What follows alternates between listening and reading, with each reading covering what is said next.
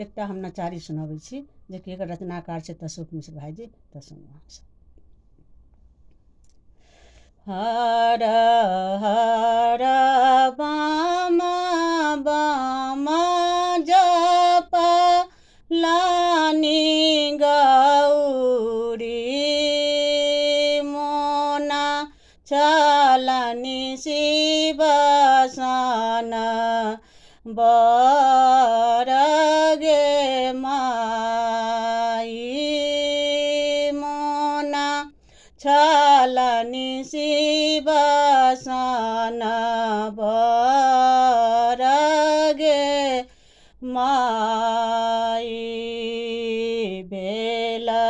पत्र चबाक गौरी दारुण व्रत ठानल सहलानी भूख पिया सगे माई सहलानी भूख पिया सगे माई शक्ति स्वरूप गौरी शिव के आराधति भेट लानी त करहूँ पुण्य गे माई भेट लानी त करहूँ पुण्य गे माई अढरन भोला दानी देल खिन आश्वासन एक दिन आयब दुआरे माई एक दिन आयब दुआरे माई एत बाजे सुनली गौरी शिव के बचनिया भेलानी पुलकित मोना गे माई भेलानी पुलकित मोना गे माई मोने मान सब किछु बुझती माँ बत मन संग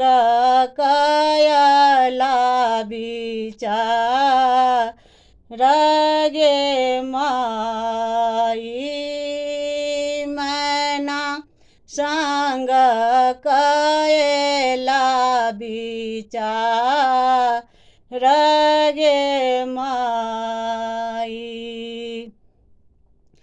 बनला महादेव गुता दुलहा रुद्रला मना के दुआरे माई रुद्र एला मना के दुआरे माई कहती शोक छलाओ शुभ दिन माँ भेल गौरी शिव के बिया हंगे माई